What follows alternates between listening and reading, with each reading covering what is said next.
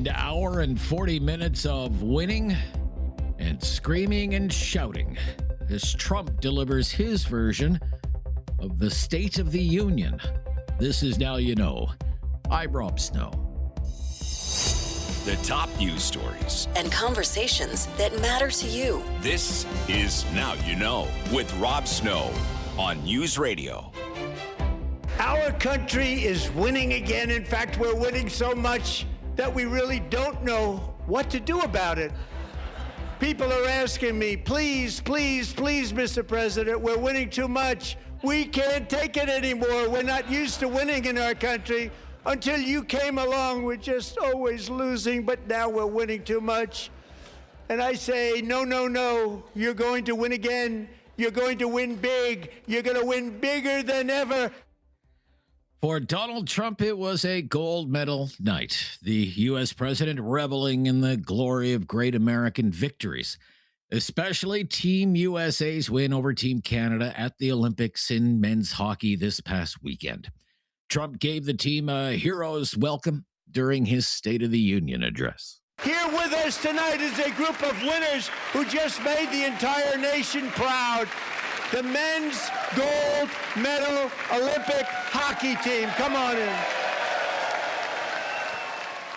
And one by one, the players walked into the House chamber of the U.S. Capitol wearing their gold medals as politicians from all sides gave them a standing ovation and chanted, USA, USA. Connor Hellebuck, who backstopped the Americans to victory, usually plays for the Winnipeg Jets, was singled out by Trump, announcing Hellebuck will be awarded the Presidential Medal of Freedom, the country's highest civilian honor. Think of it, 46 shots on goal, and I asked him, the one shot, the one where you put your stick in the back and it hit the neck of your stick and bounced off. You practiced that, or was that a little lucky? He refused to answer that question. But I just want to tell you that the members of this great hockey squad will be very happy to hear, based on their vote and my vote, and in this case, my vote was more important, that I will soon be presenting Connor with our highest civilian honor, which we will be given and which has been given to many athletes over the years. But when I say many, not too many, like 12, it's called the highest civilian honor in our country, the Presidential Medal of Freedom. Past recipients of the Presidential Medal of Freedom include Martin Luther King Jr., Rosa Parks, Pope John Paul II. It has been awarded to athletes in the past, including Muhammad Ali, Jackie Robinson, and Babe Ruth. While the men's hockey team provided an opportunity for a rare display of unity in Washington, it didn't last long as Trump took aim at the Democrats when he talked about illegal immigration and sanctuary cities, as he was heckled by Ilham Omar, a member of the House from Minnesota, shouting, "You have killed Americans." Isn't that a shame? You should be ashamed of yourself not standing up. You should be ashamed of yourself. That is why I'm also asking you to end deadly sanctuary cities that protect the criminals and enact serious penalties for public officials who block the removal of criminal aliens. In many cases, drug lords, murderers all over our country, they're blocking the removal of these people out of our country, and you should be ashamed of yourself. Trump continued with his barrage against the Democrats, accusing them of destroying the country. Look, nobody stands up. These people are crazy, I'm telling you. They're crazy.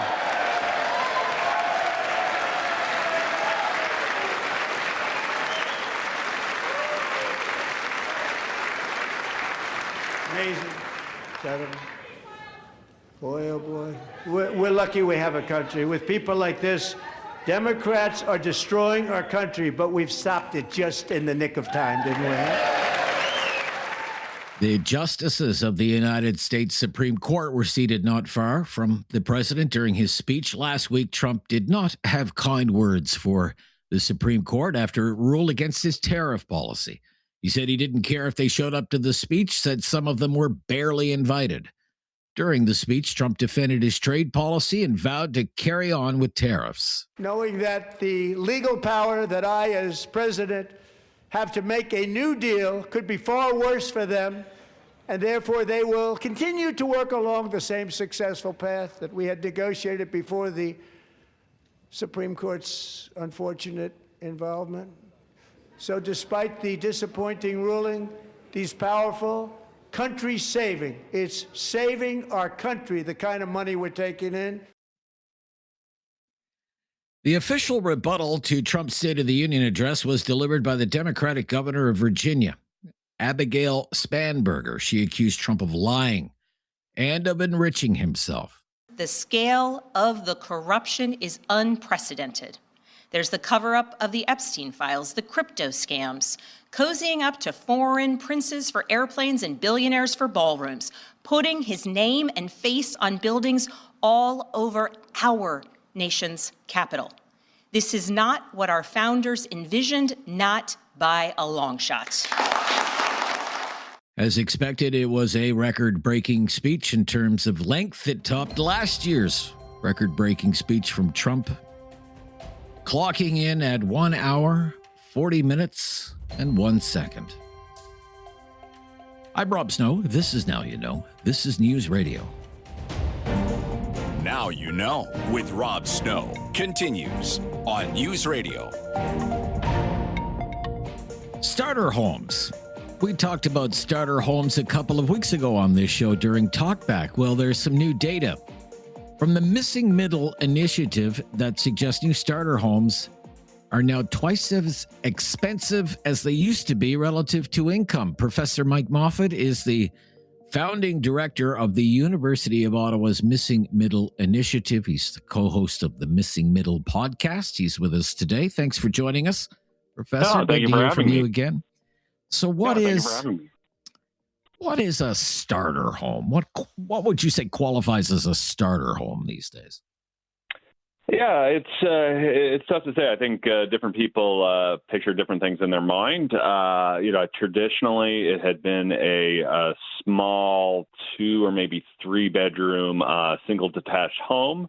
I think about the home that I bought in 2004 with my then girlfriend, now wife. It was a 3 bedroom, 1.5 bath. A little postage stamp lawn, about 1,200 square feet, and we purchased that in London, Ontario, for about $168,000. And nowadays, that home's worth about 4 times what it was back then. So a lot of younger people aren't able to make the decisions that my wife and I did back in 2004. And just how much have family-sized starter homes increased relative to income in that time, according to your new research? Yeah, so we looked at brand new constructed homes, and we looked at we call the 20th percentile of price for single and semi-detached. So it's like the lowest 20% price of new homes. Since 2004, when I've purchased, that incomes for young people between 25 and 34-year-olds are up 76% before inflation. Unfortunately, starter home prices are up 265%. So you do the math on that. It used to take about, on average across Canada, about 3 years worth of income for a couple to buy a home. Nowadays, it's over 6. And if you're in Toronto and Vancouver, you're up to that kind of 15 to 20 range. That was going to be my next question. So where has it increased the most, and where has the increase been more modest? Yeah, definitely Vancouver and Toronto. We're looking at 17 and 12. Other areas that you wouldn't necessarily think of as being expensive, we've seen big increases. Oshawa is up to about 9 to 1. Windsor is very expensive now due to incomes, though interestingly, that is more to do with the income side of things, that, the manufacturing sector has struggled in Ontario. We see still relative affordability on the prairies, Winnipeg, Regina, Saskatoon. Parts of Quebec are still relatively affordable. But even for Calgary, you're still getting up to about 6-1 with all the sort of price increases since the start of the pandemic. So things are variable across the country, but we are kind of running out of communities that are still affordable to young middle class Canadians. Yeah, I want to ask you about Halifax because Halifax has been booming. What's been the situation there? Yeah, so there traditionally had been one of the most affordable places in Canada. That going back to 2004, their price income was about 3. So you had a couple earning $60,000. A home was a price about $180,000. Today, they are up to that 6-to-1 ratio as well. That incomes for a dual earner couple are about $100,000.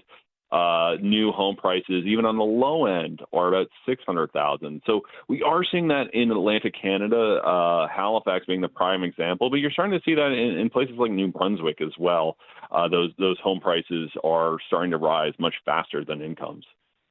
So these price to income ratios at 5 and 6 and 7, even into the 8s and 9s. I mean, how historically unusual is this? Has this ever been seen before? No, it really hasn't. We've never had this level of price income ratios or unaffordability. I mean, the closest we've seen was in the late 1980s in parts of southern Ontario, where there was about a 3 or 4 year period where we were getting up to the 6 and 7s. Historically, when there has been affordability crisis, it's been more on the kind of interest rate side. So you go in the 1980s and, interest rates were 18 to 20%. So this is something we've never seen before. And to be clear, we're not suggesting that people are routinely spending, buying homes that are 10 times their income. In reality, what it means is that the middle class is getting priced out of those homes, that they're just not able to access them. They're having to stay into something smaller, like a one-bedroom condo, and not able to graduate into a family-sized home. Okay. When we return, a few more questions. I mean, what would it take to get back to more historic norms? I mean, it seems we're either going to have to build a lot more starter homes or people are going to have to make a lot more money. What's more likely to happen? We'll ask the professor when we come back. This is Now You Know. This is News Radio. Now You Know with Rob Snow continues on News Radio. Professor Mike Moffatt is with us, director of the University of Ottawa's Missing Middle Initiative, co-host of the Missing Middle podcast, talking about his latest research on the affordability of starter homes. Increasingly out of reach, you said, Professor. Incomes versus prices. So, there are two things that have to happen here. People need to earn more money. Prices for homes need to come down. What's the more likely scenario? Well, certainly incomes are going to continue going up, fortunately, that over the last 20 years, before inflation, dual earner couples were earning an extra kind of 3% a year. So that will continue. But that's probably not going to be enough in a lot of locations to get us back to affordability. That looking at Calgary, you're not going to get back to the 3-to-1 ratio, relying just on income growth. It's going to take you about 20 to 25 years to get there. So we've got to figure out how to create more affordable entry-level homes. And to be clear, that's not suggesting that we need everybody, the value of everybody's home going down, but rather, I think we need governments to figure out, create policies to make it more feasible to create those kind of 3-bedroom starter homes that families have relied on for generations. I want to ask you about a few more things. Just the market forces right now, higher interest rates, certainly slowing sales, prices somewhat lower, but not dramatically lower given the appreciation that's happened in the last couple of decades in housing prices. But what these market forces, what are their impact on housing construction, on building new homes? Yeah, we've kind of got this irony that we need houses to be more affordable, and that's happening in large parts of Canada due to demand-side factors. You mentioned interest rates. We've seen slower population growth that's playing a role, particularly in Toronto and Vancouver. The challenge is that prices are going down. That's a good thing, but the cost of building homes is not going down. Materials aren't getting cheaper. Taxes on home construction, for the most part, keep going up. We are seeing a little bit of relief on the land side. So what's happening in large pockets of the country is that it's now more expensive to build a home than it is to just buy one resale. So we're seeing pre-construction sales and new construction really slow down. In some geographies like Toronto and Vancouver, they've just stopped. So it's really shown us that the only way that we can keep building homes and still have affordability is to drive the cost of construction down. That's the only way we're going to get there. If prices are low and costs are high, then simply no building is going to occur. And what do you think? I wanted to ask you about that. The recent changes to various immigration streams will have on the housing market. Well, it's having a big impact, a very kind of localized one. So in a lot of college towns in Ontario, so your Londons, your Waterloos, and so on, we're really seeing not just rents fall, but home prices fall because a lot of homes were bought up by investors to be used as student rentals. We are seeing in our kind of big cities like Calgary, we are seeing that cause lack of reduced demand, particularly in some housing types like condos, which are particularly popular with new Canadians. So that is playing a role in large parts of the country and has led to a lot of this reduction in demand. Okay. Really appreciate the time today. Thank you so much. Oh, thank you for having me. Yeah, bye-bye. That's Professor Mike Moffatt, founding director of the University of Ottawa's Missing Middle Initiative on housing today and starter homes. The Newsday panel is coming up. Much to discuss today with our panelists. Just ahead, right after the latest breaking news on News Radio.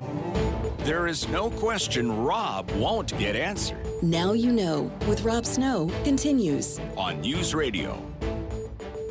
It's time for our Wednesday Newsday political panel with Neil Brodie, longtime conservative strategist and commentator. Welcome back, Neil Brodie. Good day, Rob. Good day, Rob. Good How to you hear doing? from you. Very good. Very good. Chris Day, Senior Vice President, Burson, Hill and Knowlton. How are you, Chris Day? Welcome back. I am well. Hello to both of you. Thanks for having me. Well, that's good. Let's start with the polls. The polls. Big shift in the polls. Recent polling suggests the Liberals have opened a double-digit lead over the Conservatives. Why, Neil Brodie? Well, one word, Trump. Mark Carney and the Liberal government have done a masterful job of blaming everything bad in Canada on Donald Trump. Stagnant economic growth, Trump. Out of control inflation, Trump. Western alienation, Trump. Global conflict, Trump. And the only person who can fight Donald Trump, of course, is Mark Carney. Then you layer on top of that, you have Liberal surrogates like David Hurley, Bruce Anderson, I think her name's Sharon Carr, all using the same talking point that 50% of conservatives support Donald Trump, which is a baseless fact. And then those partisan mouthpieces are cited as experts in media outlets. And you layer all of that on top of a Canadian population who's having a hard time buying groceries, paying rent, filling up the gas tank, and you have people conditioned to look to the Liberals for help. Angus Reid Institute, Liberals 45, Conservatives 32, liaison strategies. Liberals 45, Conservatives 33, Research Co. 45 to 32. Main Street Research, 51 for the Liberals, 51 versus 36% for the Conservatives. Why, Chris Day? What's happened here? Well, something tells me that the Liberals themselves don't believe those polls, because if, in fact, 51% of voters were ready to vote for Mark Carney, we would be taking a trip to the polls sooner than you can say Mark Carney or Donald Trump. So I think that there's some softness to those numbers. I don't think there can be any question that the Prime Minister benefited from a Davos bump. That speech got attention across Canada. It got attention around the world. And I think it was a very strong moment for the Prime Minister on the world stage. He's coming up to a one-year anniversary, though, as Liberal leader and Prime Minister. And, when that happens and as this moves forward, he's going to have to account for a record. It's more than just speeches and announcements and trips and various other things, right? He's going to have to show results. So as that pressure mounts on him, as the NDP get their house in order, and we know who's going to lead them, those left of center voters that had parked their votes under Justin Trudeau and are seemingly still with the Liberals to try and keep Pierre and the Conservatives out of power. We'll see if they shake loose and if those numbers come down a little bit. But there's something that suggests to me that the Liberals themselves don't think that those those numbers are solid enough to pull the plug and go to the polls. Okay. Here's a story from 1 year ago today. 1 year ago today.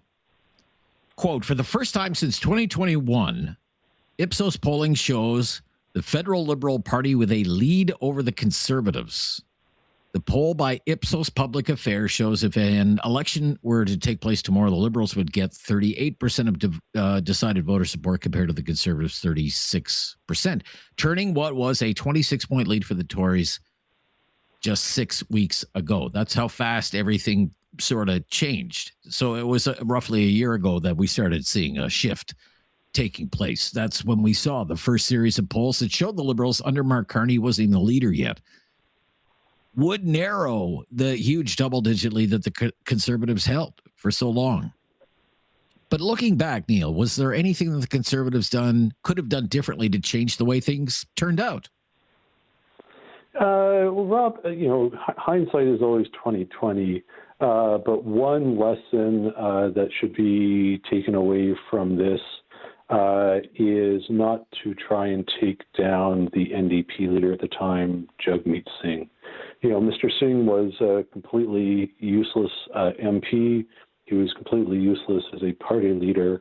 But both he and the NDP were extremely valuable to the electoral fortunes of the Conservative Party. Perhaps the NDP should have changed leaders at the same time the Liberals did. There was Alexander Boulerice and Lindsay Matheson, who arguably could be better leaders than Jagmeet Singh.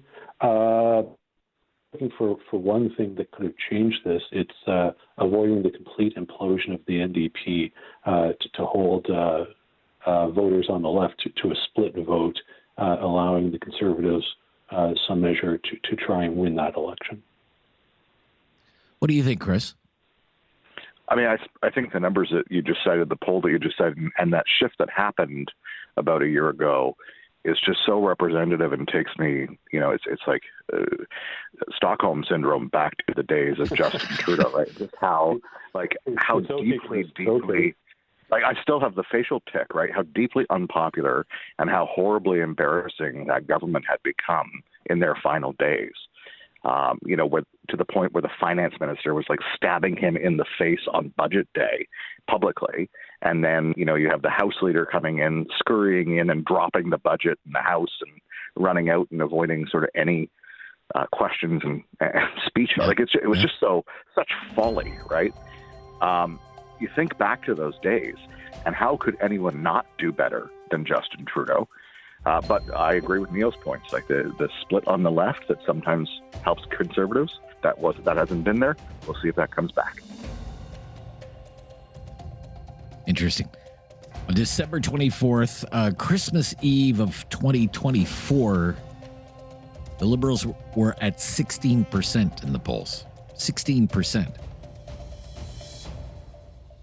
Now in the mid-40s. Year and a half later. I'm Rob Snow. This is our Newsday panel. Mark Carney is out with a new video today about affordability. Talk about his messaging on affordability when we come back. This is News Radio.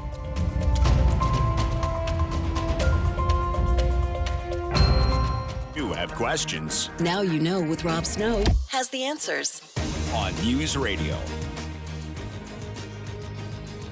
It's our Wednesday Newsday political panel. Neil Brodie's here, longtime conservative strategist and commentator, along with Chris Day, Senior Vice President, Burson, Hill, and Knowlton. So about 3 hours ago, the Prime Minister dropped a new video.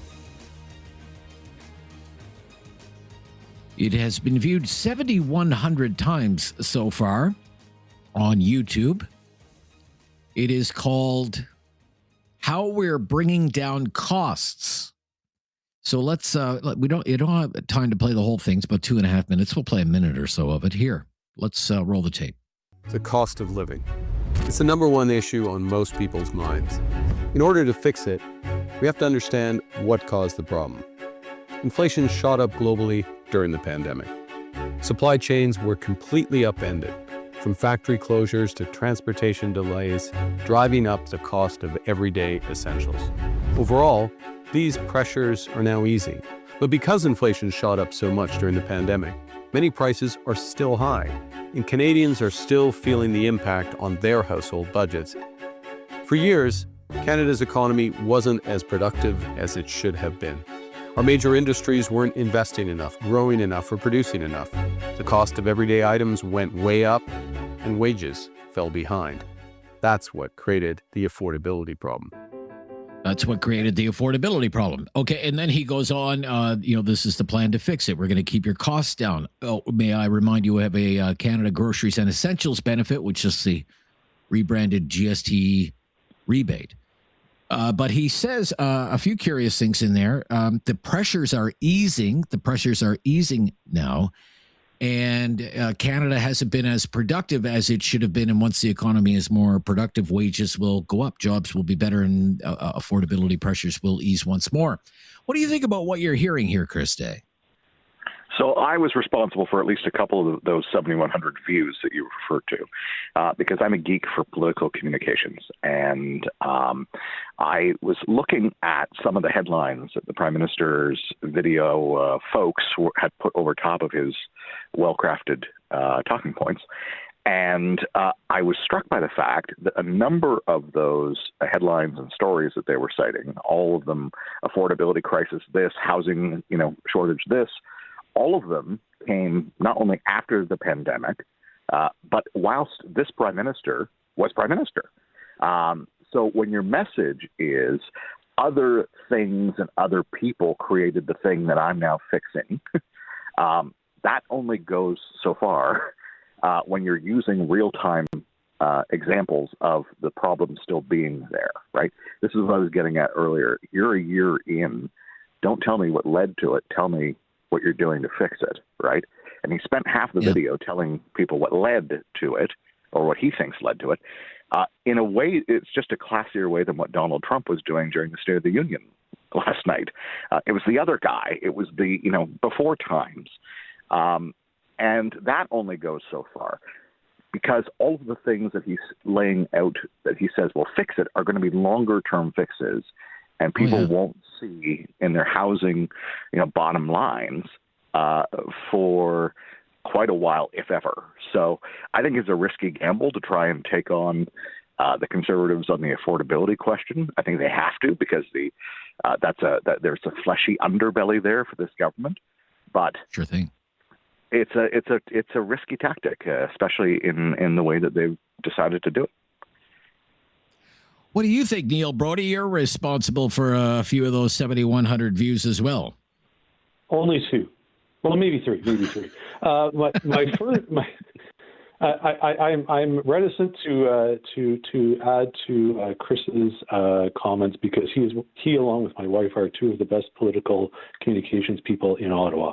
But my first thought was Mark Carney is feeling a bit of heat from Pierre Poilievre, because Pierre has mastered the art of the YouTube video. Conservative messages don't generally get picked up by what we call the mainstream media. And so Pierre Poilievre has turned to YouTube for the past 3 or 4 years to communicate directly to Canadians without the filter of a media editorial board. And for a first effort for Mark Carney, I give him an F.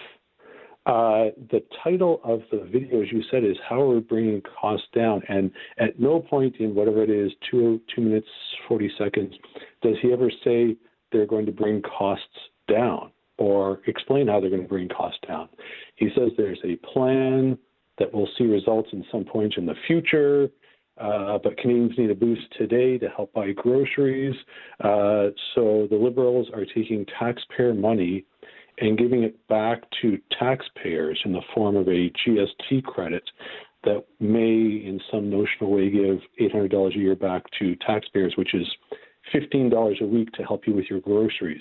Now, I don't know about you, Chris, or you, Rob, or Curtis, your particular circumstances, but $15 a week to a family's worth of groceries, it's nice to have, but it really doesn't change the channel.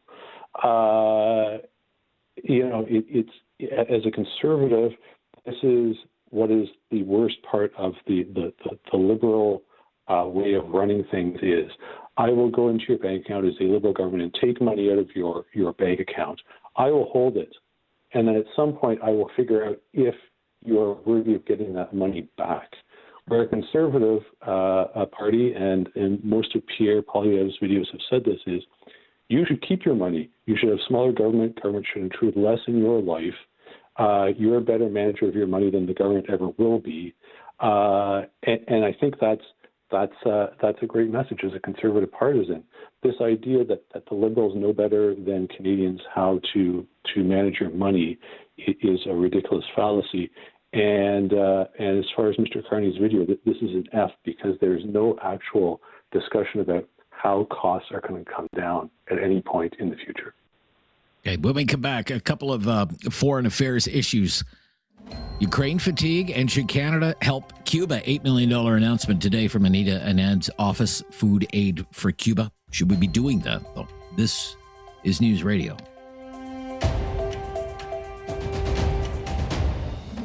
No question goes unasked or unanswered. Now You Know with Rob Snow returns on News Radio. Politics on a Wednesday. I hear it all the time from callers to this show. We may hear it again today. Why are we giving so much money to Ukraine? Why are we giving so much money to Ukraine? Another $2 billion this week. Chris, when someone asks you that, what do you tell them? I say it is as important, if not even more important than ever, that we continue to do literally everything that we in the West can to support Ukraine and its territorial integrity. North Korea, China, and others who don't share that view have aligned large amounts of their industrial production to support the Russian incursion, invasion, and ongoing terror in parts of Ukraine. And we need to counter that as the West, as allies of Ukraine, as freedom-loving people the world over, not only for Ukraine, but also for European integrity and for the strength of our relationships in NATO and elsewhere. We need to be part of that. We need to say our word is our bond here, and we are willing to step it up in monetary and, if necessary, human and technical or technological ways. But we need to stop Putin's imperialism now. Otherwise, we'll be dealing with it for many years to come. Neil? If my research is right, Canada has sent about $25 billion in aid over the last few years, a mix of cash, equipment, and humanitarian aid. If people ask me that question, I try to remind them of a bit of Canadian Commonwealth history, that this is similar to the actions of the United States in World War II. The German offensive began in September in 1939. The U.S. sent all sorts of support to the Allies, but didn't actually participate in the European theater until about August 1942, almost 3 years into the war. I think it's important to send support to allies to fight aggressors until such a time as Canada decides to cash in on its commitment, whatever it takes, for as long as it takes, which I assume is going to send soldiers over there at some point, which the Canadian government has alluded to at some point. Okay. Very quickly, just a few words. $8 million in food aid through the UN for Cubans. Should Canada help Cuba? Chris? Absolute travesty what's going on in Cuba right now. Absolute human emergency. I assume this was done saying to Washington, we're doing this, and here's why. So yes, and with the caveat that they probably gave Washington a heads up. Okay. Neil, agree? Yes. Every year, about 1 million Canadians visit Cuba and contribute about $1 billion to the Cuban economy every year. Continued support is worth it for humanitarian efforts. All right. Thanks to the both of you. Covered a lot of ground today. We'll speak soon. All the best. Bye-bye. Thanks, Rob. Yeah, Talkback coming up next. We're going to talk about politics today on Talkback with your help right after the news on News Radio. It's time to talk back. On Now You Know with Rob Snow. Call now. And have your say. 1-833-668-2577. Welcome to Talkback. It's 2 hours of debate and discussion on the big issues of the day.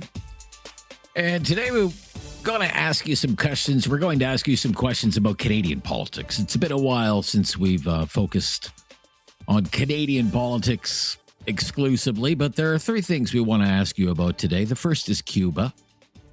And do you think Canada should send aid to Cuba? The government is, but should Canada be doing that? The second is Ukraine. Yesterday was the 4th anniversary of Russia's invasion of Ukraine. What is your opinion on Canada's continued support for Ukraine? Do you support that?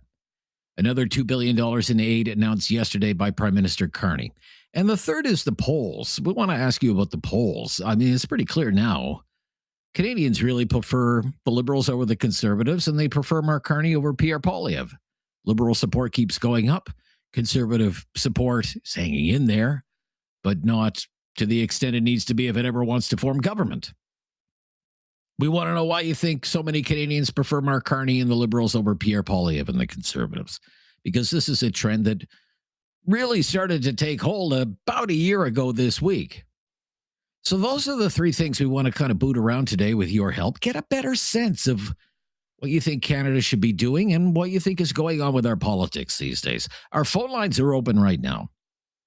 The number to call is 1-833-668-2577. 1-833-668-2577. Phone lines are open right now while we wait for some calls. On Cuba, the Foreign Affairs Minister said this week, Anita Anand, the government is drawing up plans to send aid for Cuba, and now we know the outlines of the plan because her office announced a couple of hours ago it's sending $8 million in food aid to Cuba to be delivered through United Nations agencies and not the Cuban government. Should Canada be doing that? What is your opinion on that? Would you say, yes, it's a humanitarian crisis for the Cuban people right now. They need our help. There is a shortage of fuel and food and medicine and all the necessities of life, and people are suffering, and we have an obligation to help those people, the Cuban people. Or would you say, no, if Canada sends aid to Cuba, all it's going to do is prop up a communist government that oppresses its own people, and there's no guarantee, really, that the aid we send to Cuba will actually find its way to the Cuban people.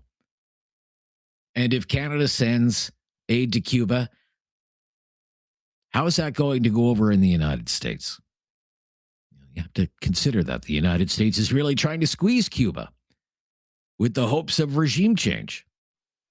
So how's it going to go over in Washington? How will it go over in the White House if Canada sends aid to Cuba? Will it be seen as undermining U.S. policy? And as with any question about foreign aid, why should Canada send aid to Cuba at all, some people might say, when there are Canadians who could use help right here at home? $8 million, why not give that to Toronto Food Bank if it's food aid? What do you think on that question? Sending aid to Cuba. On Ukraine,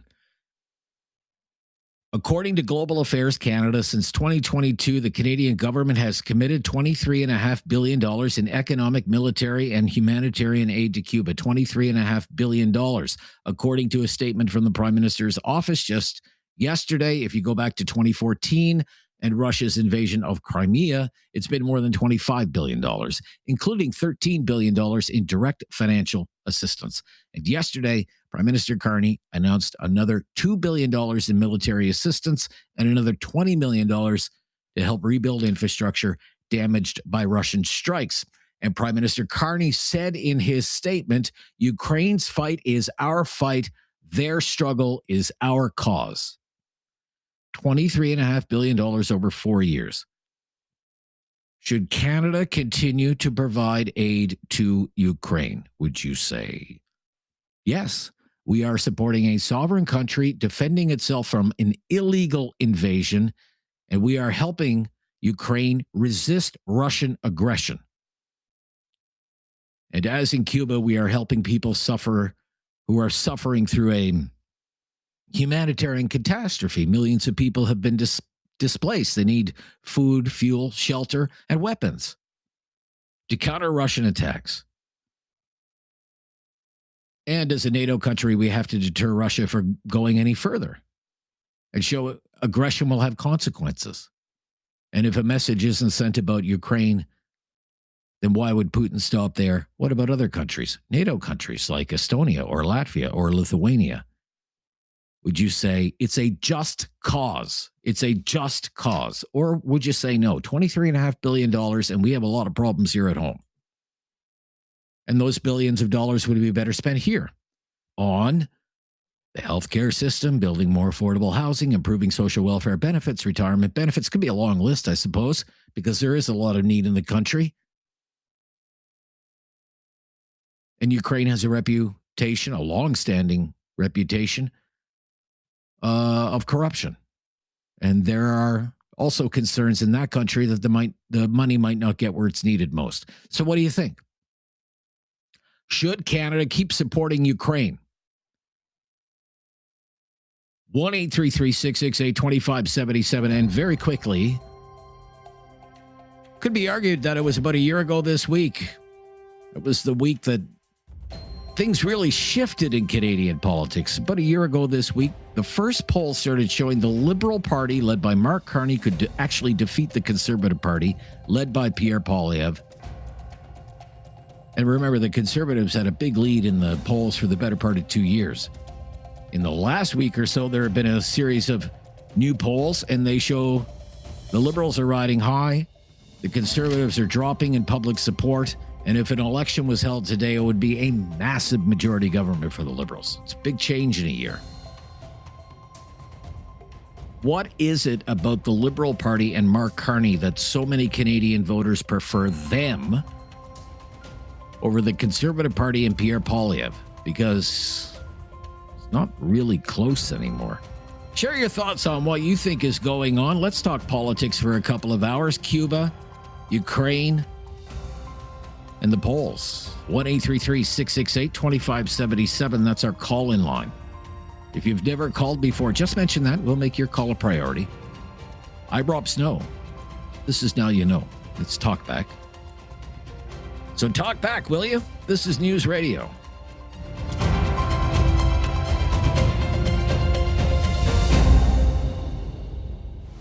Have something on your mind you want everyone to know? Call now. Hello. 1-833-668-2577. It's Talkback on Now You Know with Rob Snow. So, Canadian politics, our topic of the day, Cuba, Ukraine, and the polls. Should Canada send aid to Cuba? Should Canada continue to assist Ukraine? And on the polls, the Liberals now have a huge lead over the Conservatives. Why do you think that's the case? Why do you think that's the case? It's a shift that really began about a year ago this week. 1-833-668-2577. Let's see where the conversation takes us over the next couple of hours. 3 lines available there. Mike is in Calgary today. Thanks for calling, Mike. You're up first. Hi, Mike. Hello, Mike. No, Mike. Let's move along to Peter in Halifax. Hello, Peter is in Halifax. I hope. Hello, Rob. Yeah, hi, Peter. Claire. Good to hear from you. Oh, thank you. Thank you. God, who cares anymore? Send it all. right? Send it all. Okay. I'm surprised. I mean, we spend. I think Canadians spend $1 billion a year in Havana or Cuba, and we're squawking about 8 million. Meanwhile, we're up to 25 billion in Ukraine, where I doubt if anyone's ever been. So I guess whatever the case might be, whether it's Cuba or whether it's Ukraine, how do you feel about the government spending this money abroad? Because it is a significant amount of money. It's just part of the. It's like we live in two different worlds. I mean, he talks about the cost of living, but he doesn't mention. Just look at the stock market prices, right?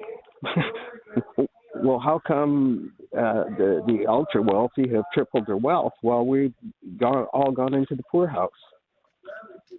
Brookfield, 97% of their investments are in the United States. A lot of that's real estate.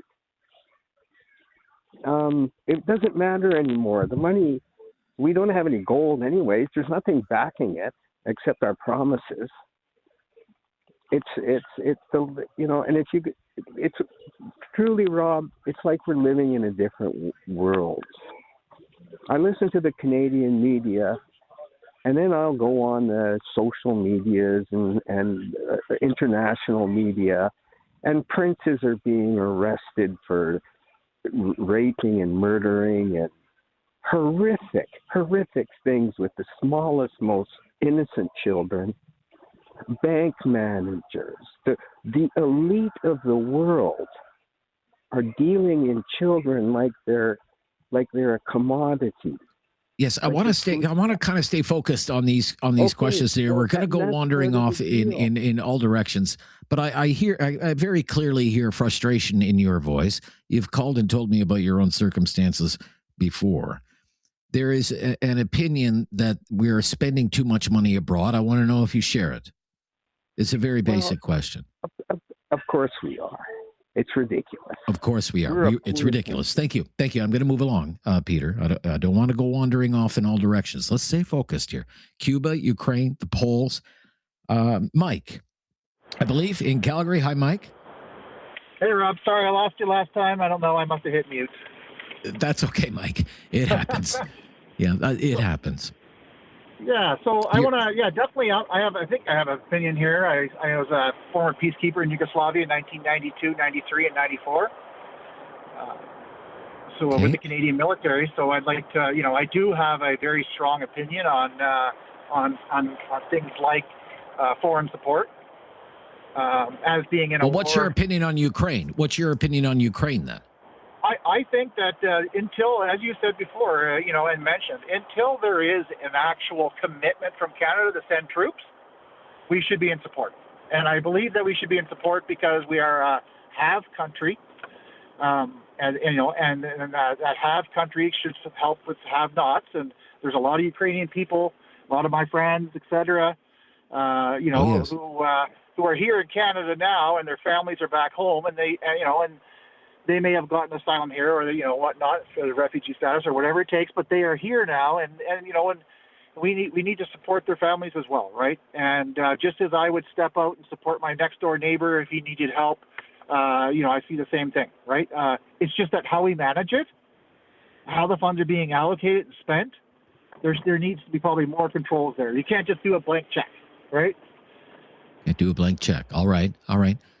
Do you feel the same way about Cuba?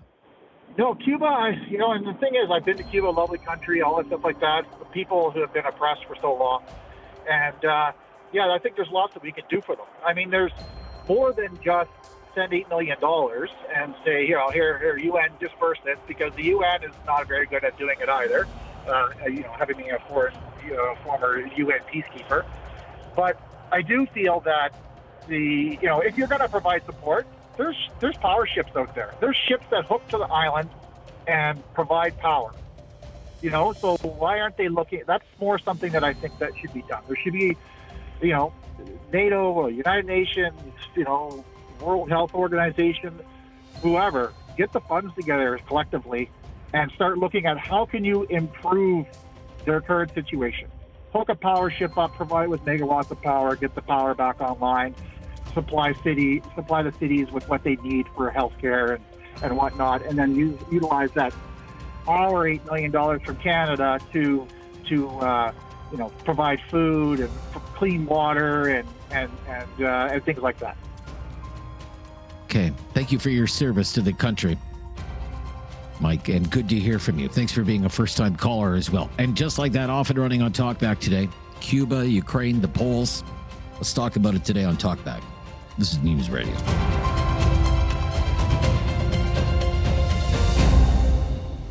Have something on your mind you want everyone to know? Call now. Hello. 1-833-668-2577. It's Talkback on Now You Know with Rob Snow.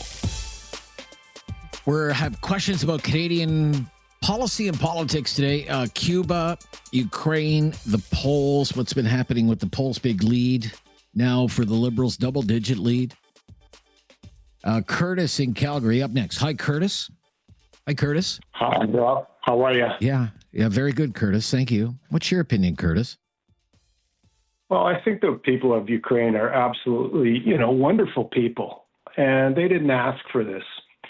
However, my true thought on this is, do we really need, are they reaching the right people for the right reasons, like the other caller said? Are we just shipping money? Half these guys are crooks anyway at the top, so we never know. We've spent $50 billion in aid over the last 5 years coming from Canada.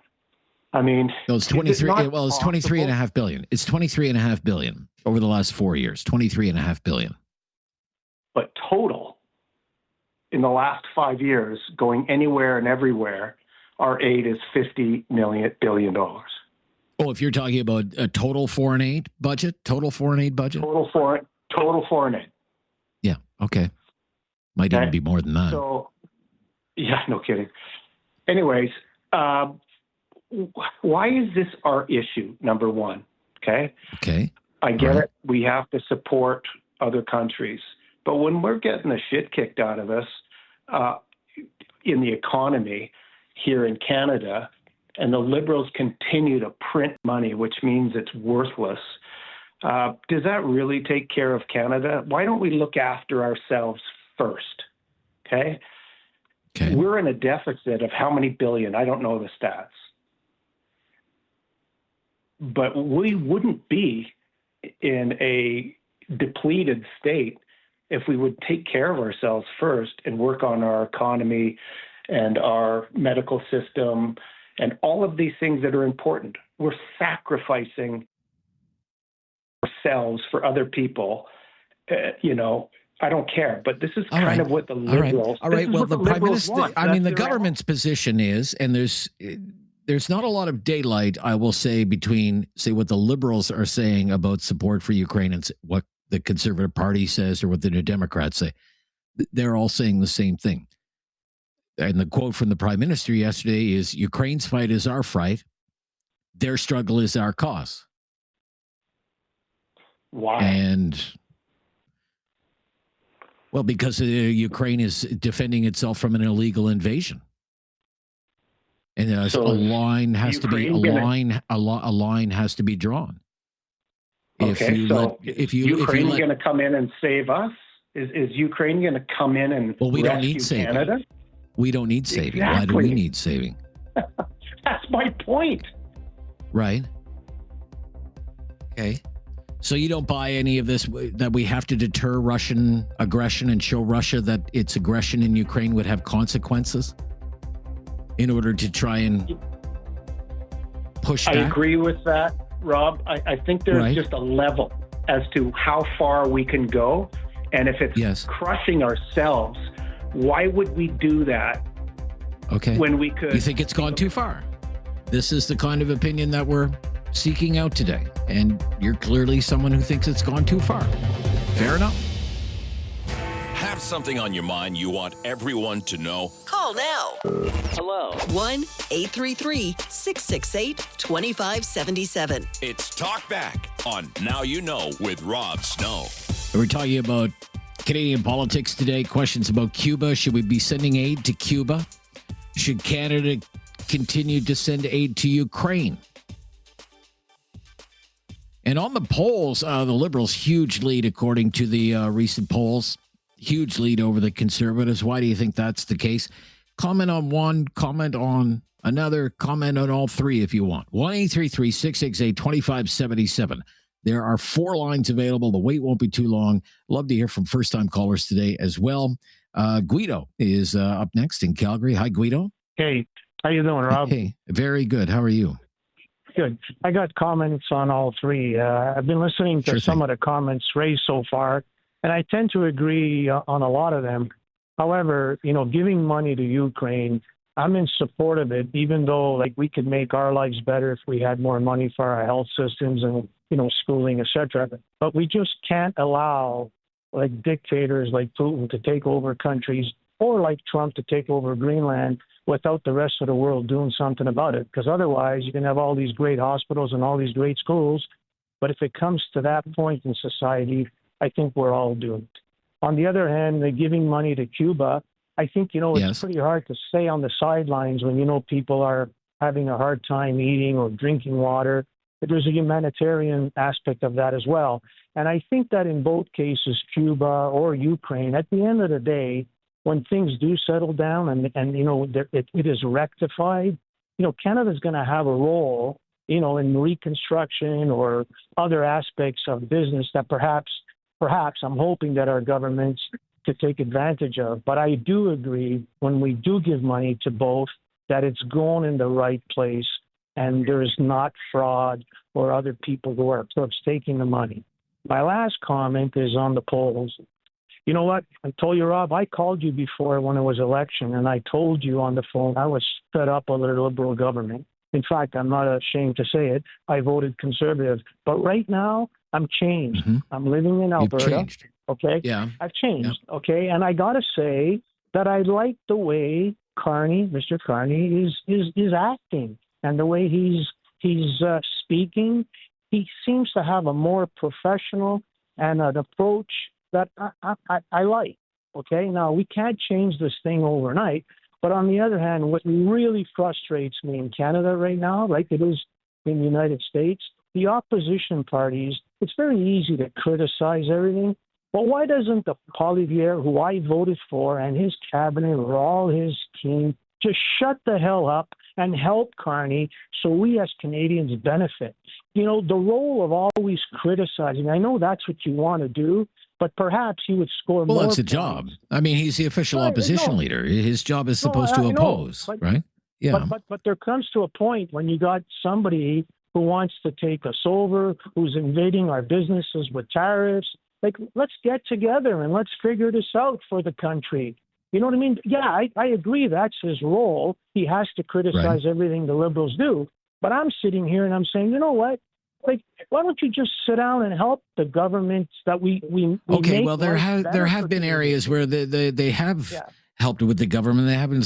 They're going to help them pass the budget, and they're going to help them pass this this groceries and essentials rebate, which is the enhanced GST rebate. They're not standing in the way of that. So. No, but I mean, I want to see more collaboration between the government parties at this point in time. At the end of the day, you got to admit one thing. A lot of what the Liberals are doing are conservative ideas. They're going to get credit for that. But when you continuously argue about it, I think people are fed up of that. They're fed up of that Trump model of, always arguing and always making everything about a negative aspect to gain political points. That's just my view. All right, Guido, thank you for your call. 1-833-668-2577. Reza is up next on Talkback. Hi, Reza. Good morning, Rob. Yep, good to hear from you. What's your opinion? Yes. Rob, just I'm thinking I'm absolutely against any help to any country anywhere in the world because we have lots of problem in our health care side, and every month we are seeing someone died in the emergency room. On the other hand, we have problem with the retiree guys. They can't handle their life, And for new generation, they have problem to pay back their student loan. Why we have to help other countries when we have lots of problem and issue in our country?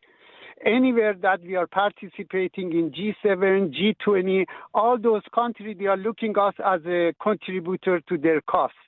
And we are not getting any penny from anywhere. We sent our troop to Afghanistan.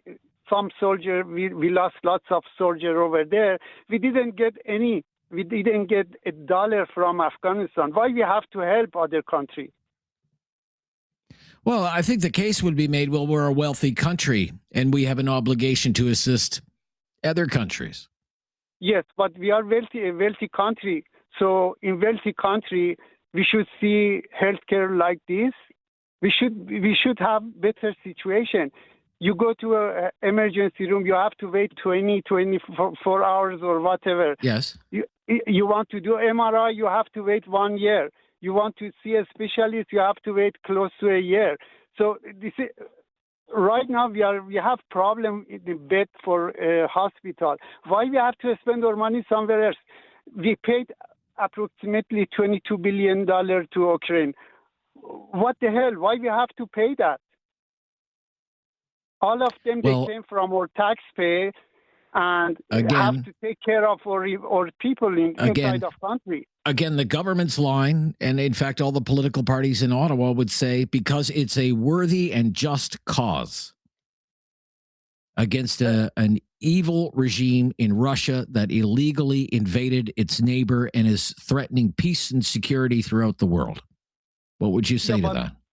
We have our own priority. Our priority right now is our priority is right now healthcare, retirement people, and then young generation. When we taken care of all those things, then yes, we can move and we can help other countries as well.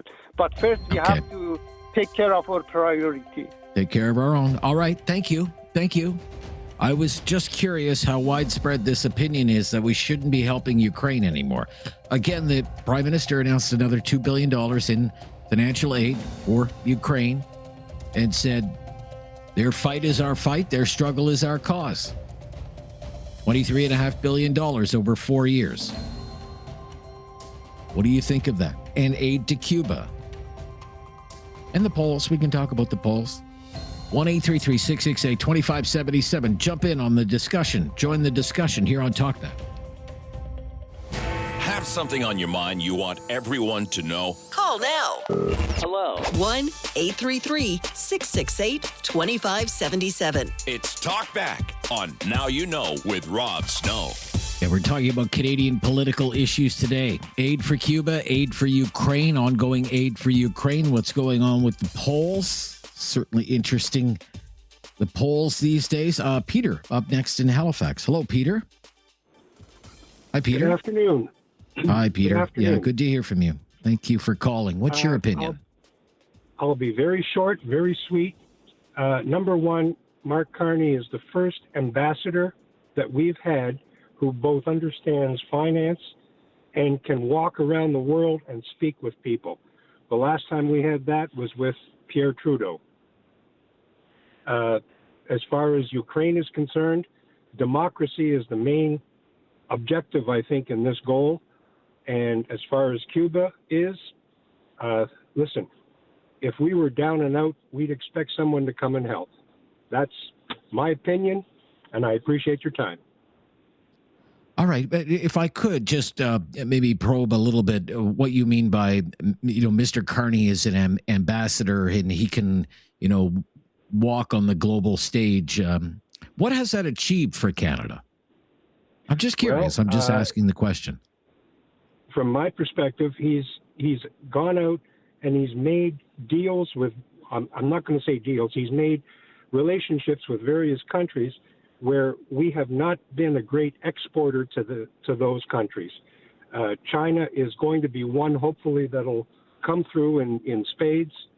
And, India, another country that I think we've shunned over the years. We can't depend on our neighbors to the south. And they've made it very, very clear to us that, we could be the 51st state. And to me, that's not democracy either. Okay. Do you really believe that is the intention of this administration in the United States, to make Canada the 51st state? Well, he's made enough overtures to that effect. And let's face it, he blows with the wind. It depends on whether he woke up in a good mood or a bad mood when it comes to the 51st state. But you can never tell what's going to happen with him. All right. Thank you very much. Thank you. Support for Ukraine. Democracy is on the line. Support for Cuba, and a lot of support for Mr. Carney. Let's go to High River, Alberta. Gary is in High River. Hello Hi, there. Gary. How are you? Very good, Gary. I'll make this quick. Keep sending money to Cuba and Ukraine, because I believe what comes around goes around. And as for the polls, 12 and a half, 13 months ago, there was a sentence thrown out there in the internet world that said that Polyev is a mini Trump, and I don't know if he's ever going to recover from those words. Okay, well, that accusation has been around for a long time. I mean, that didn't just come up a year ago. I want to circle back, though, to your original comment. What do you mean what goes around comes around?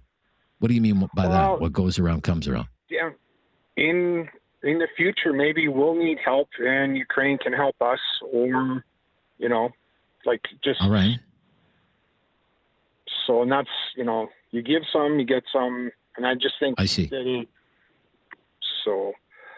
All right. So you support ongoing aid to Ukraine, humanitarian aid, military assistance, financial assistance. Yes, sir. Okay. What about Cuba? Sir. You support that as well? Cuba? Sending money to Cuba? There's people starving. We are not starving. Okay. Some of us are in Canada, yes, but they're, they have no choice. So. Right. Now, this mini Trump thing, Polyev is mini Trump. Do you believe that? No, I don't. But you don't believe that? No, I don't believe that. It's been thrown out there, and I just don't think he will ever recover from those comments, that cheap shot. You think it was a cheap shot, and he just isn't able to recover from it. Fair enough, and really interesting analysis. Thank you. From High River today, we'll stop here. 1-833-668-2577. It's a busy one today. Getting our political fix today. Aid for Cuba. Ongoing assistance to Ukraine after 4 years of war. And what the heck is with these polls? One poll has the Liberals at 50%. 50%. Almost unheard of in Canadian politics. This is News Radio.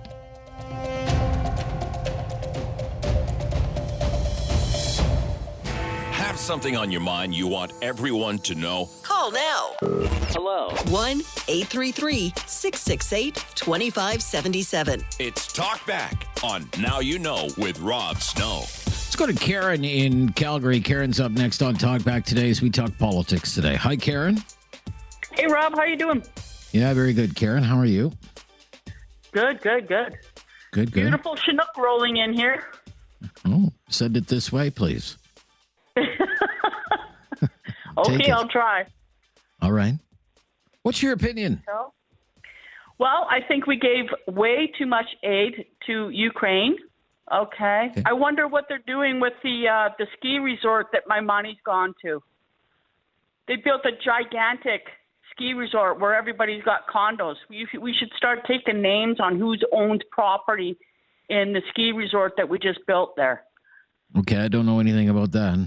Oh, there's a giant ski resort where millions, billions and billions and billions of dollars. It's like 400 runs or something like that. It's obscene, the amount of area that it's taken up in Ukraine. I have to plead ignorance. I have no idea about a ski resort in Ukraine, but it is $23 billion over the last 4 years. Way too much. Do you want to cut it off completely? Yes. Yes. All right. I appreciate what they're doing, but we are so broke. I can't afford to feed Mark Carney on his junkets. Okay, well, that story I did see. about the money for flights on his trips, the money for food on his trips. Yeah, that's a big price tag. What about Cuba? What about Cuba? Well, I mean, we can help out Cuba, but again, communists. You give money to communists, where does it go? The top. It never goes down. It never funds the people. It funds the leaders. So I would like to help them, but there's no guarantee that you can get the money to them. It's like any kind of foreign money. It never gets to the people that need it. It's lines, pockets all over the world is where our money's going. So again, you don't like foreign aid generally speaking, it sounds to me. Well, you don't think we should have it's a good enough reason, but I mean, most of it goes to the top. Well, if your country is invaded by Russia and is getting bombed into oblivion, isn't that good enough reason? Well, I'll tell you a little story here. When COVID was on and everyone was banned from seeing their folks and families, you saw videos from Ukraine. They were living the high life. It was beautiful. Christmas markets. And by the way, if it's such a bad war, what are they doing at the Olympics? Well, I believe they sent 8 athletes, I think, something like that to the Olympics. I don't know how many they sent, but why are they going? I think it was 7 or 8. Why are they doing anything? Okay. In a war? Right. All right. So you don't think we should send any money to Ukraine? Polls. Yeah, no. On the polls, yeah. Last what do you think? Question on your poll there. I wonder how many people in the Liberal Party are going to go down and start campaigning for Donald Trump because he might lose the midterms and they'll have nobody to fight because they're not fighting conservatives. They're fighting Donald Trump. Okay? Right, okay. Donald Trump is not our enemy right now. Okay? He might be a jerk, but what are we going to do if the guy's gone in November? Then what are we going to do? If there's a Democratic Party back in power. Well, it might not be gone in November. It certainly could be a lame duck by November. Whether that will change the messaging from the Liberal Party, hard to say. Well, it has to because they have nobody else to run against. Okay, yeah, it's been a pretty good heel so far. All right, Karen, I got you. Thank you. No money for Cuba, no money for Ukraine. And it's Trump, and that explains the polls. Gotcha. 1-833-668-2577. Have your say. We're talking politics. Midweek Talkback. I'm Rob Snow. Hour number 2 is coming up next. If you're on the line, just hang there. We're going to bring you up to date on the latest breaking news and then right back to your calls here on News Radio. It's time to talk back on Now You Know with Rob Snow. Call now and have your say. 1-833-668-2577. Welcome to hour number 2 of Talkback. We are kicking around some political issues today with your help. 3 questions about Cuba, about Ukraine, about what's been happening with the polls in this country. Should Canada send aid to Cuba? $8 million in food assistance announced today by the Foreign Affairs Minister, Anita Anand. Should Canada continue to send aid to Ukraine? It's been $23.5 billion over the last 4 years. An additional $2 billion announced this week by the Prime Minister. And on the polls, I mean, big lead now for the Liberals, double digits according to some of the polls over the Conservatives. What's happening there? What is happening there? Ryan is up next, and he's in Calgary today. Hello, Ryan. Hey, Rob. How's it going? Yeah, very good, Ryan. What's your opinion? They're all talk. What's that saying with Trump? Trump always cancels out.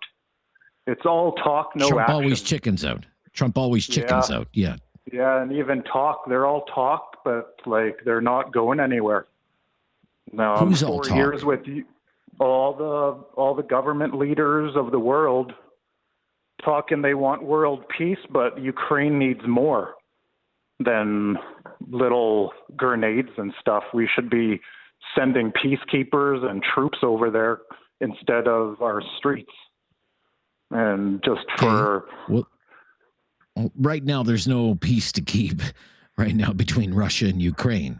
No, that's what every I'm day saying. Ukraine is super small. They need more. They need a show of force over there. Or I'm worried what's going to come, the end of Russian Federation. That's not a good thing. They would unleash hell.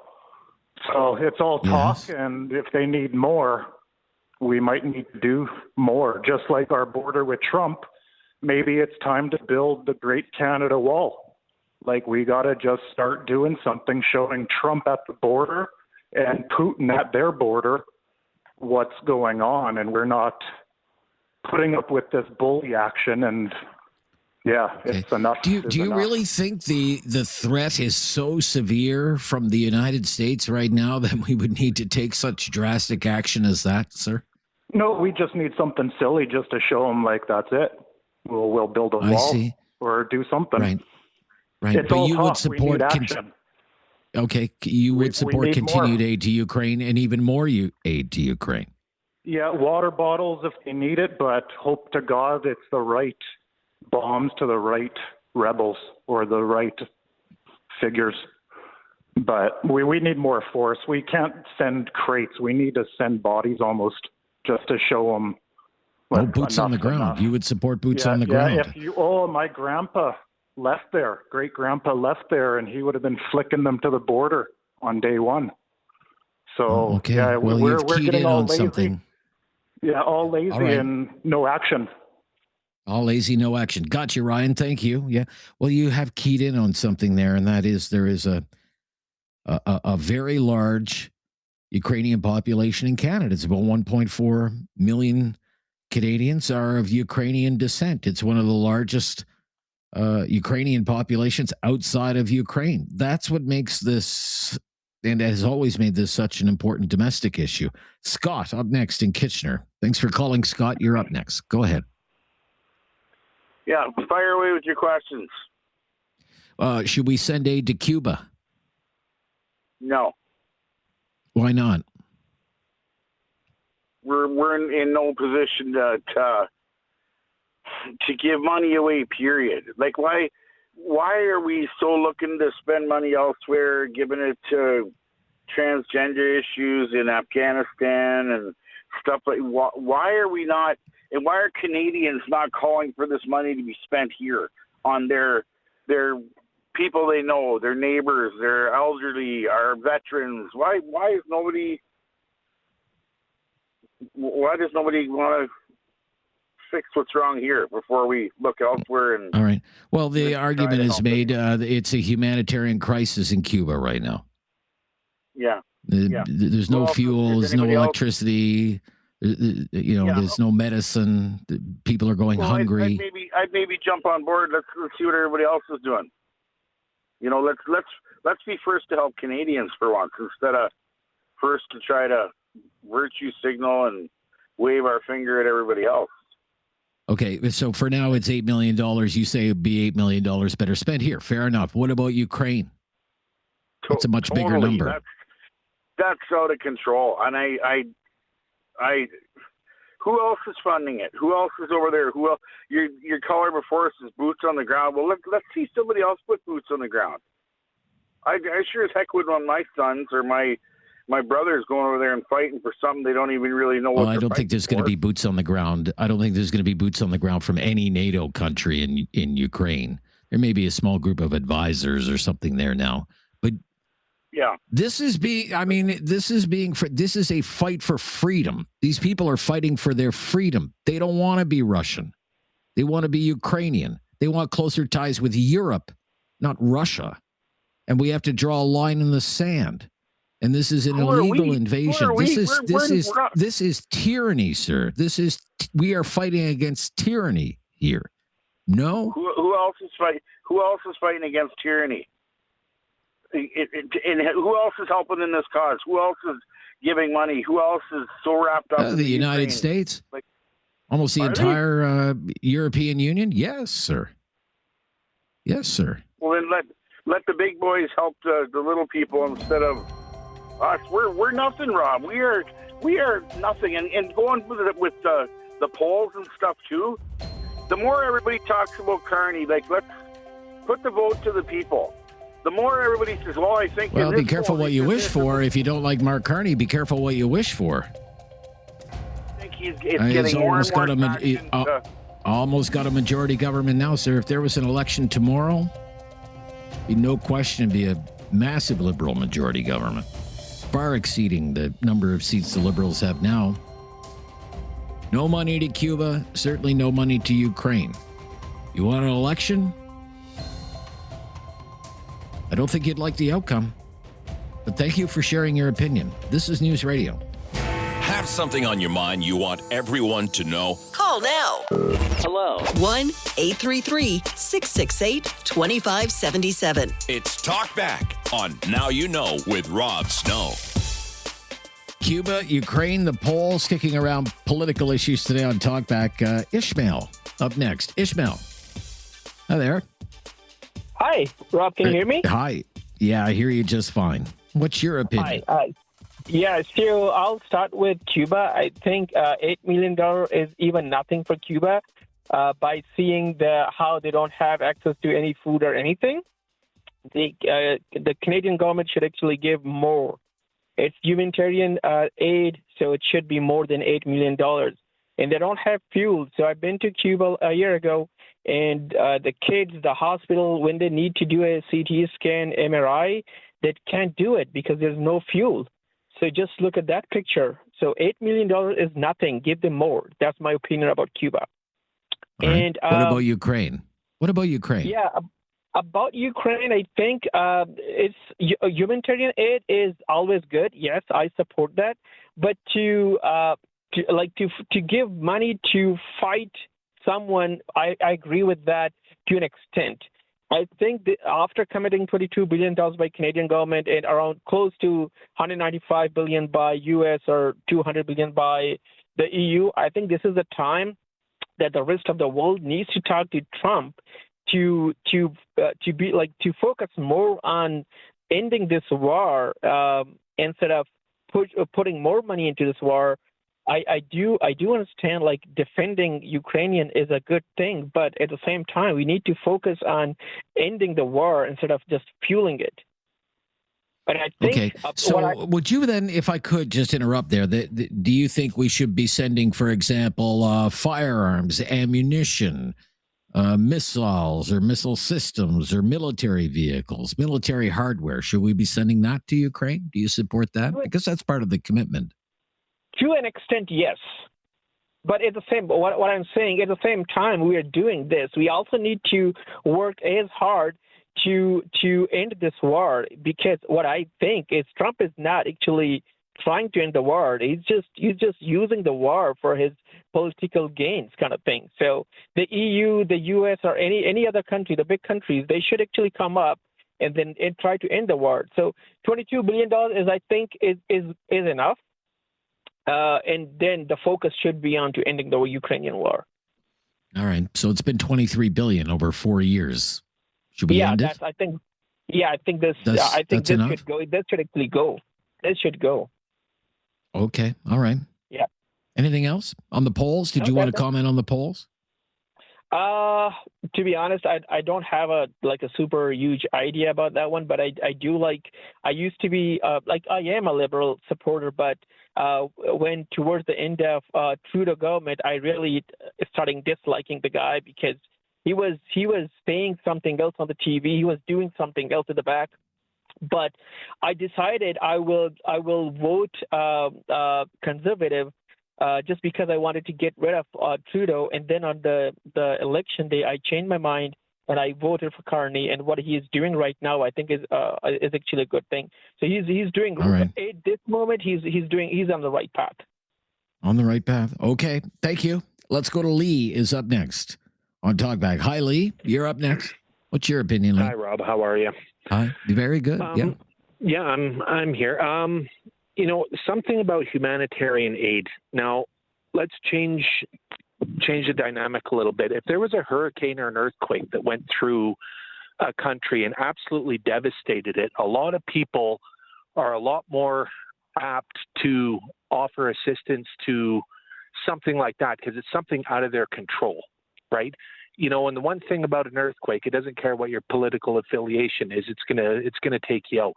So if you send 1 million bottles of clean drinking water and 70,000 pounds of food and shelter supplies and so on, people can get behind that, right? But $8 million doesn't seem like a lot, but there are nonprofits in Canada who would absolutely kill to get a sniff of $8 million of support to our own people here on the streets.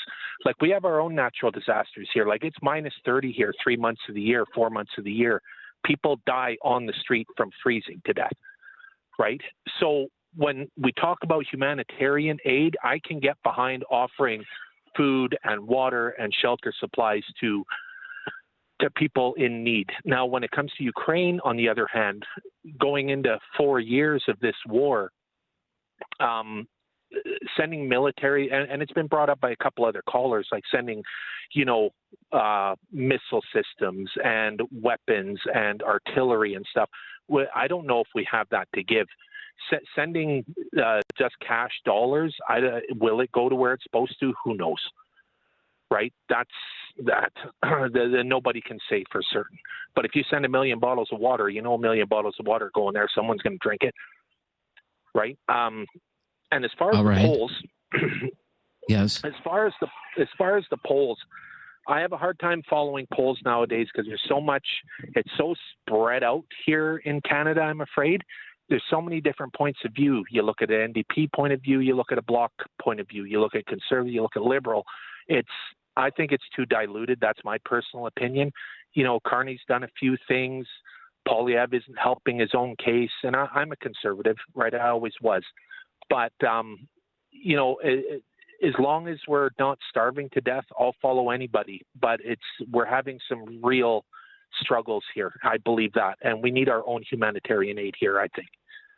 All right. Interesting take. Thank you. Be right back. I thank you so much for your call today. Keep them coming. 1-833-668-2577. Politics talk today at midweek on Talkback. This is News Radio. Have something on your mind you want everyone to know? Call now. Hello. 1-833-668-2577. It's Talkback on Now You Know with Rob Snow. Aaron in Calgary up next on Talkback. Hi, Aaron. Good to hear from you, Aaron. Hey, Rob. How's it going? Yeah, very good, Aaron. Good to hear from you. What's your opinion? Yeah, so I'm going to be honest. I don't really have an opinion on the polls. I actually called in because I have a degree in international development. So foreign aid is something that I have looked a lot at and studied a lot about. Sure thing. I do support, supporting other countries through challenging times such as war, famine, etc. However, I would argue that the current system that we're operating on for foreign aid, not only within Canada but worldwide, is outdated and problematic. A lot of the structures, as well as the organizations such as the United Nations and the International Monetary Fund, were created after World War II. And that's almost 100 years ago now. I think the world has changed a lot. And so I think the way that we go about foreign aid might need some adjusting. And with that, I think in Canada specifically, we can't be pouring from an empty cup. We, as many people have mentioned on the previous calls, we have a lot of issues here. Homelessness, food bank use is at an all-time high, our veterans. And I think we need to be using a lot of that money to first help our own people. And then once we are in a better place, help others. Okay, so let's take Cuba because this is the most recent announcement, $8 million, given what's happening there in Cuba right now, in food assistance. Like, what would be your concerns about something like that? I think in terms of foreign aid, especially when it comes to items specifically, the main concern when it, especially with a lot of development organizations and government sending all of these resources, main concern is that it gets to the right people. And I think that would apply as well to financial aid. There's a lot of corruption in not specifically Cuba, but I just mean in general when it comes to foreign aid. Sure. A great book actually to look at and have a read through is called Dead Aid by Dempsey Samoyo. She's a really well known in the financial world and international development world. But that really goes into kind of the history of foreign aid and the corruption that has been rampant in it. Yeah. Very interesting. I always bring up the case of Haiti, for example. For years and years and years in the Americas, Haiti was the top recipient of Canadian foreign aid, international development assistance. In 2 years, it was $400 million. If you go back to 2010, it's $2 billion. And look at Haiti. By most accounts, it's a failed state. It's in total chaos. Gangs running the country. It's no functioning government to speak of. So I can understand why people are wary. And corruption, did some of that money go to buy some nice mansions in Montreal for former Haitian government officials? There's certainly been exposés done about that in the past, and even protests by Haitian Canadians in Montreal that never gets covered in the news media. But thank you for your call. Very good call, Aaron in Calgary. Be right back with more of your calls on a very hot Talkback today on political issues. This is News Radio.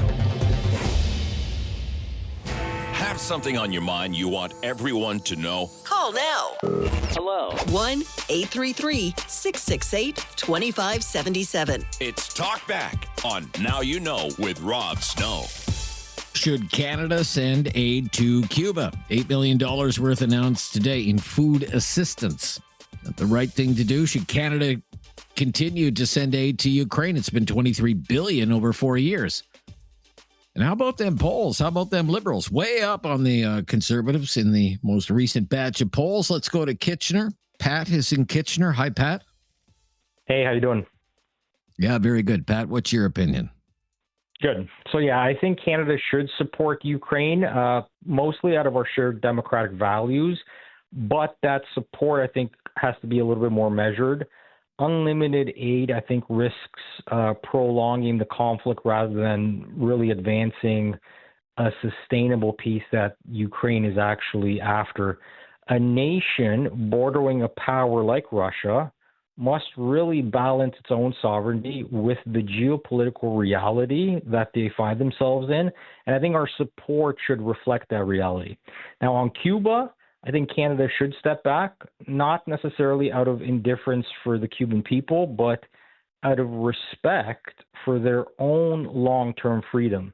I think external funding, however well-intentioned it is, risks propping up the very regime that oppresses them. And so I think the greater good here lies in letting this internal pressure build until Cubans can reclaim their own country and freedom, an outcome that is worth far more than any short-term relief could actually provide. Now, with respect to Carney's polling numbers, I think they speak far less to his leadership than to the malleability of public opinion.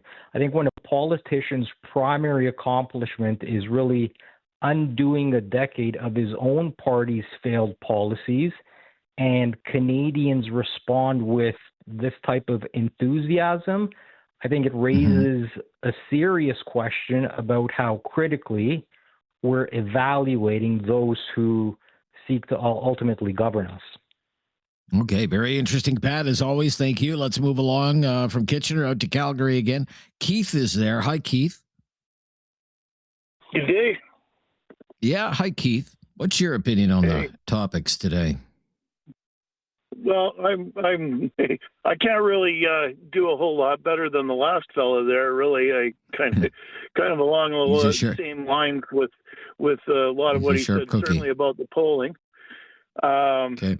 You know, I'm not against, feeding hungry people wherever they might be for whatever reasons, but one must kind of look at why are they having troubles in Cuba, and it seems to be more or less their dependence on Venezuela that is sort of at the root of their current situation. and that was kind of a path that they went down, in the 60s. But going back to the Cuban Missile Crisis and the sanctions that they've been suffering from the states ever since that. So, when they, get help from Venezuela, and that becomes another victim of the states, it's kind of along the same sort of idea. And the big question I have as far as Ukraine getting money goes, it boils down to corruption. There's a lot of argument about the causes and effects of the Ukraine war itself and whatnot, but rather than speaking to that, I have very little confidence, especially with, somebody I've found very corrupt here, Freeland, over there helping play hide the weenie with the money. I don't think $2 billion coming from Canada translates into 10% of that actually going towards anything productive in Ukraine. That's my biggest problem with it. There's no argument about the corruption in Ukraine. I mean, it's widely known as being the most corrupt place in Europe. So I have serious questions and doubts as to, where all this money is actually going. It just doesn't. It doesn't seem to me to be possible that it's reaching the right places. And as such, it seems something of a wasted effort. A wasted effort. Okay. What about, because I put it to people, I even put it to Chris Day today, who used to be a top official for the foreign affairs minister in the Harper years, much more expertise in foreign affairs than I would ever have. And we heard it, this is a just cause. And we heard it from the prime minister yesterday, that their fight is our fight. And it's all well and good for us here in Canada, thousands of miles away in peaceful Canada to, whine and complain about all the money being spent. But our homes aren't being shelled. Drones aren't knocking out our power plants or cutting off our power and our heat on a cold winter's night. And it's not our soldiers being killed on the front lines of a war every day. Like there's certainly a great argument. A war it didn't start. Certainly a great argument, and I'm 100% on board with the sympathy for the Ukrainian people. I think it's a horrible thing what's happening to them, and I think they are the victims from both sides. I think there's certainly been reports of a chance of a peace deal on at least two occasions going back right to the beginning of this whole thing that were kind of put in the toilet. Now, whether or not they were agreeable peace terms or not, I bow to the knowledge of others as far as foreign affairs goes. I mean, I only know the best information that's available to me, which is in large part inaccurate or certainly embellished and biased in one form or another. I mean, we don't get the whole story or the true story, I don't think. So it's difficult to form an opinion based on that, accurately. But certainly I think that there's monetary advantage to keeping the war going, and I think that's been the goal of those in charge of it for far too long. And again, the victims are the Ukrainian people, and I'd love to see them get all of the benefits, but I don't think that's the case. I think every dollar we send, a very small portion of that actually goes towards benefiting the Ukrainian people. And that's gotcha. Okay. Accountability, transparency, worries about corruption. I understand, sir. Thank you. Legitimate views. We'll be right back. This is News Radio. Have something on your mind you want everyone to know? Call now. Hello. 1-833-668-2577. It's Talkback on Now You Know with Rob Snow. Sammy in Calgary up next on Talkback on our political issues today. Aid to Cuba, aid to Ukraine, the polls. Hi, Sammy. What's your opinion? Hi. Can you hear me? Yeah, I hear you just fine. Oh, okay. I just wanted to make sure the phone is doing all right. With regard to Ukraine, this is very hard to understand. As you said correctly earlier in this show, you mentioned $25 billion with a B since 2014 has been sent from this country to a country that used to be a Soviet Union state. It was part of Soviet Union empire. And it is really hard to digest why we in this part of the world, which is we are in a Western hemisphere, totally different continent, have to send so much unlimited money and military aid to a country that has no association, no border. We are not even in the same continent. And the explanation is one and one, because there is a huge Ukrainian descent in this country, that they have a huge political influence on both liberal and conservative party in this country. A good example is Christina Freeland. She was a deputy prime minister and minister of finance for a long time. She was one of the reasons that all this money was going unlimited to Ukraine. And if this is the policy of this country, then Canada should be also helping Northern Ireland, because they want to be independent from UK. And Palestinian, they are being occupied by Israeli, and they are keep losing their land, and they've been occupied, and there is so much going on in that part of the world. Then Canada should also send help to Gaza and Palestinian cause. But Canada has sent help to Gaza. Lots of help to Gaza over the years. They might send a few $1 million the same way, like right now, like when you are talking about a few $1 million to Cuba. This is a drop in a bucket compared to $25 billion that already. As you said correctly, since 2014. How about this? How about this, Sammy? Just as a counterpoint, okay? Not disputing anything you've said, okay? That we have to send a message in the free world to the tyrant Vladimir Putin. Okay, we cannot let these actions go unanswered. We cannot let them go unpunished. And if the West is to roll over on Ukraine and say, "Oh, that's okay, Vlad," we'll look at a map and consider who we're dealing with here. A man who views himself as a modern-day czar, wants to recreate the Soviet Empire. Why would he stop with Ukraine? If NATO or this coalition of the willing rolls over on Ukraine, what about Lithuania? What about Latvia? What about Estonia, Moldova, Romania, Slovakia? I mean, the list goes on, right? And Again, right. These are all former Soviet Union states. All the countries you just mentioned. Former. Some of them are NATO countries now. Most of them are NATO countries. Ukraine is not. Of course, you're right.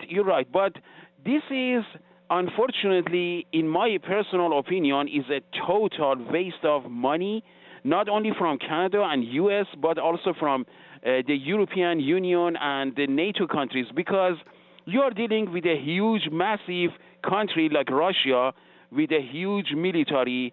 Yes, it is laughable they could not get the job done because the massive flow of aid going from NATO countries to Ukraine. But all right. So you're against it. to- I got to run. I have some more calls to get to. It's a massive waste of money. Robert's up next. Hello, Roberts. Thanks for calling, Robert. Go ahead. Hello, Robert Calgary? Yes, Robert in Calgary. Yes, sir. Oh, hi. Good to I hear just from want you. to make sure. I'd like to make comments on two of your issues, if I might.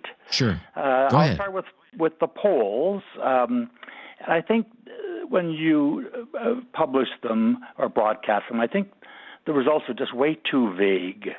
There's just simply no details on how and when they were conducted, how many people were surveyed, what the demographics were, the age groups. Those are all such important factors in the results of whatever polls you publish on the news and or even on your radio show. It's very persuasive for people to say, "Holy smokes, Carney's going to elect, 325 liberals what's the point of voting anymore? It's a done deal. The polls say it's over now. So I think there's some more work to be done when polls are published. More nuance. It needs more nuance with the polls. Fair enough. Quickly on another point, you said. Foreign aid, if I might. You might? Yes, go ahead. Yeah, foreign aid. Let's do the $8 million going to Cuba. I'm totally fine with all of that, of course, but I think I'd be more confident in knowing what the delivery process will be. Will maybe the Red Cross be involved? Somebody that's exceptionally reputable. It'll be the United Nations. It'll be the United Nations, humanitarian organizations within the United Nations apparatus.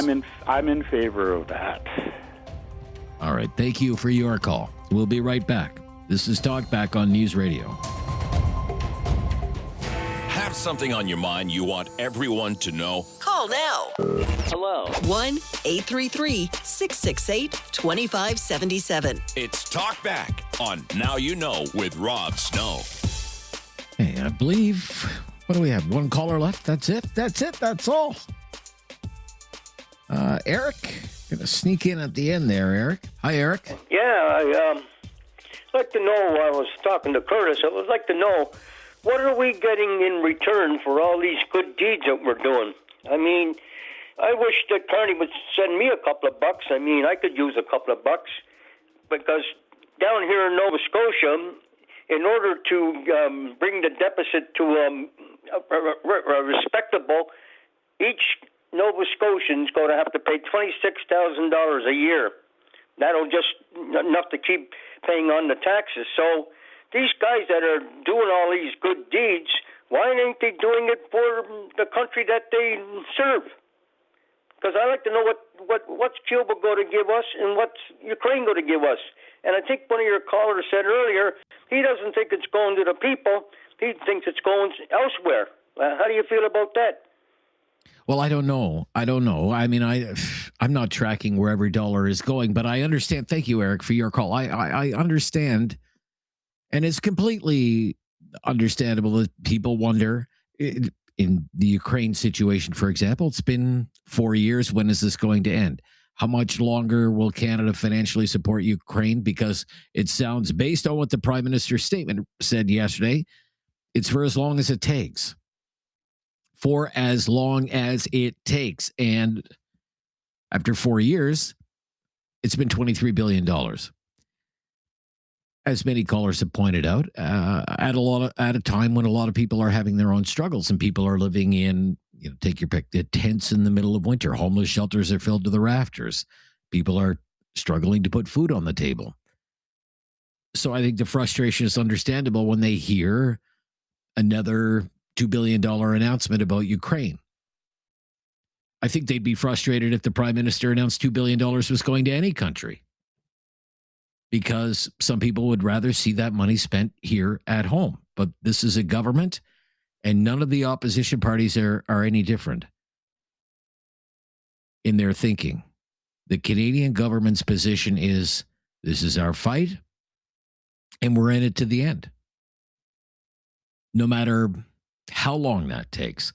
Now, when it comes to Cuba, Canadians really have no qualms about Cuba. They don't seem to care about the political makeup of that country, that it's communist, that the Castros have never had a legitimate election since the revolution, that they're political prisoners in Cuba, that dissidents face torture, free speech not allowed, no free press.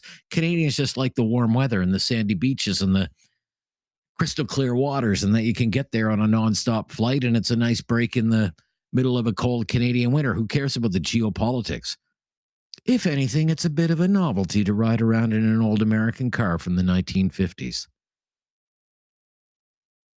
$8 million. But one thing to watch is what will the reaction be from the Trump administration when you listen to people like Marco Rubio, for example, whose parents fled that regime and settled in Florida, and you hear how hawkish he is and the complete and total disdain that he has for a regime that has oppressed its people since 1959. Consider that. How is this announcement going to go over in Washington that we are sending, even if it is just $8 million, to Cuba? Will we face repercussions here? Keep an eye on that. The latest breaking news next. Thanks for all your calls today. It was a good one. This is Talkback on News Radio.